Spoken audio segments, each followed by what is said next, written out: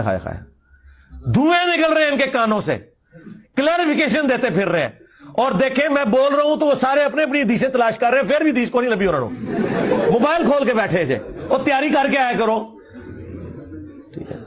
تو آڈا میں شوق پورا کرتا ہے, سارے فرقے بیٹھے سن جو تھے, بریلوی بھی, اہل حدیث بھی, دیوبندی بھی, اور وڈے مولوی تک. کیا انہوں نے کیا حالت ہوئی ہے, کسی نے کوئی آیت حدیث بیان کی تھی, کوئی ایک ریفرنس دیتا ہوئے, کہانیاں میں نے کس طرح 2+2=4, جتنا مجھے ٹائم ملا میں نے ایک ایک چیز کھول کے بیان کر دی ہے, کچھ بھی نہیں چھوڑا. یہ پروگرام ان کی علمی موت ہے.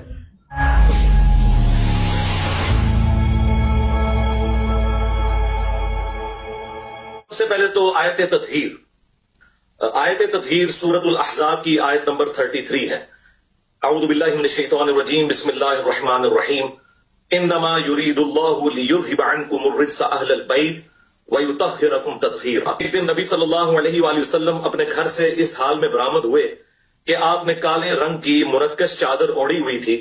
اتنے میں حسن ابن علی آئے. آپ صلی اللہ علیہ وآلہ وسلم نے انہیں اپنی اس کالی چادر کے نیچے لے لیا.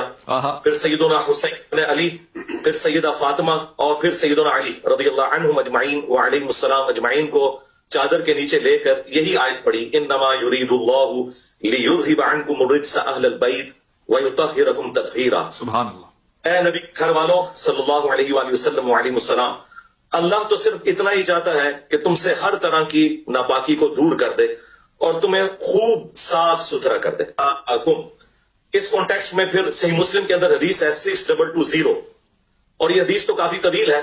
جب حاکم وقت نے سیدنا سعد ابن ابی وقاص کو زور لگایا کہ سیدنا علی ابن ابی طالب کی برائی بیان کریں, تو ان کو ریبٹل کرتے ہوئے مولا علی علیہ السلام کی جو 3 فضائل بیان کیے تھے, تو تیسری فضیلت یہ بیان کی تھی کہ ان میں سے مجھے کوئی ایک بھی مل جائے تو صرف اونٹوں سے بہتر ہے. اور وہ تیسری فضیلت یہ تھی کہ نبی علیہ السلام مباہلے کے وقت سیدنا حسن, حسین, فاطمہ اور علی علیہ السلام اجمعین کو اپنے ساتھ لے کر آئے اور اللہ کے حضور دعا کی, اللہم ہؤلاء اہل بیتی, اے اللہ یہ میرے اہل بیت ہیں. بے شک.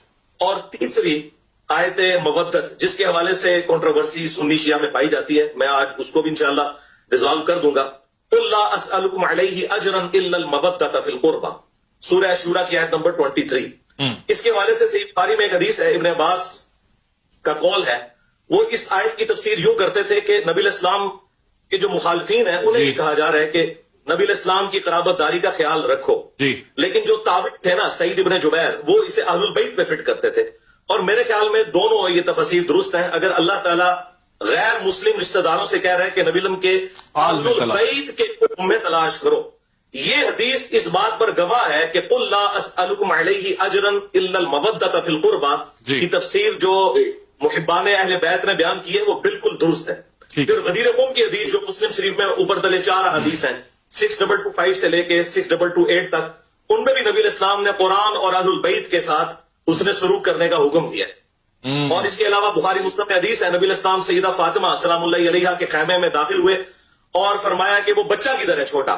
تو نبی علیہ السلام کے سامنے حسن کو پیش کیا گیا, تو نبی علیہ السلام نے انہیں معانقہ کیا, چوما, اور پھر کہا کہ اے اللہ میں حسن سے محبت کرتا ہوں, تو بھی اس سے محبت کر, اور جو حسن سے محبت کرے تو اس سے محبت کر. اور پھر بخاری کی حدیث ہے, ابن عمر کہتے ہیں کہ نبی علیہ السلام نے فرمایا تھا حسن اور حسین اس دنیا میں میرے 2 پھول ہیں. اور پھر صحیح بخاری کے اندر انس ابن مالک کا قول موجود ہے, وہ کہتے ہیں کہ حسن ابن علی سے زیادہ رسول اللہ کا ہم شکل کو افسوس کی بات ہے کہ اس پلانٹ ارتھ پہ کبھی دنیا نے ایسا ٹائم نہیں دیکھا کہ فضائل صحابہ بیان ہو رہے ہوں اور اس میں اہل بیت کی بات ہو.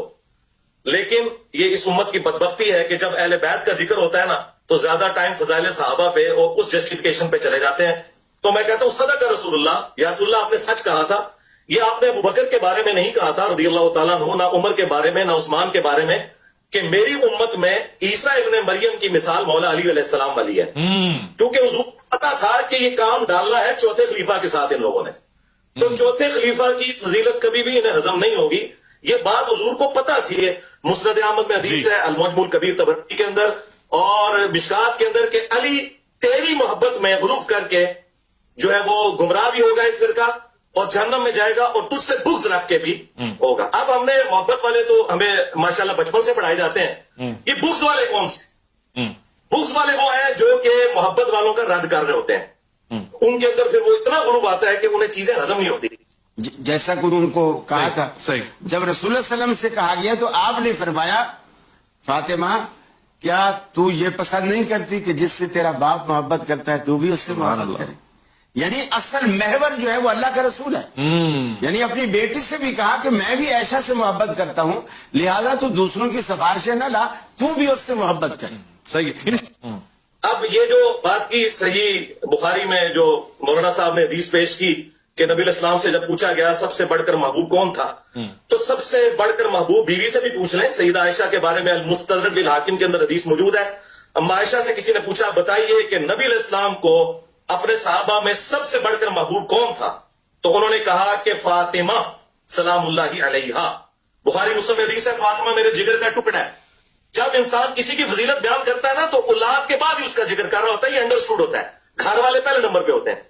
پھر انہوں نے پوچھا نہیں مردوں میں بتائیں, تو انہوں نے کہا کہ مردوں میں فاطمہ کا شوہر علی ابن ابی طالب جو کہ کثرت سے روزے رکھنے والے اور شب بیداری کرنے والے تھے.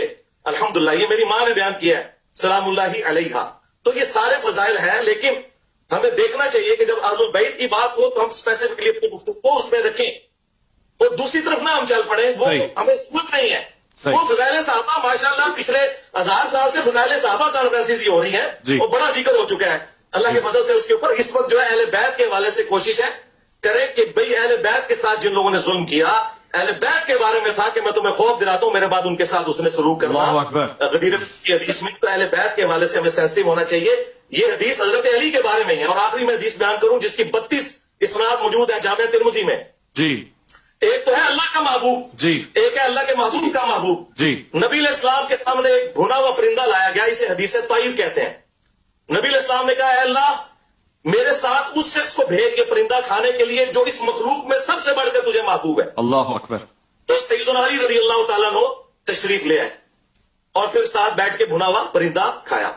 تو ایک اللہ کے محبوب ہے اور ایک اللہ کے محبوب ہے. الحمدللہ. تو فضائل سب کے ہیں, لیکن جب ہم آج بات کر رہے ہیں تو انشاءاللہ صلح حسن میں بھی انشاءاللہ جب آپ سوال پوچھیں گے تو میں انشاءاللہ صلح حسن سے بھی پردہ اٹھاؤں گا کہ صلح حسن کی آڑ کے اندر جس طریقے سے امام حسین علیہ السلام کی شخصیت کو ملائن کیا جاتا ہے, حضرت علی کی گستاخیاں کی جاتی ہیں, تو میں اس صلح کا بالکل پول کھولوں گا بخاری ابو داؤد ترمذی کی روشنی میں انشاءاللہ حقائق پبلک کے سامنے رکھوں گا, لیکن جب آپ سوال کریں گے تب انشاءاللہ. انجینئر صاحب نے اگرچہ ہمیں نام نہیں لیا کسی کا,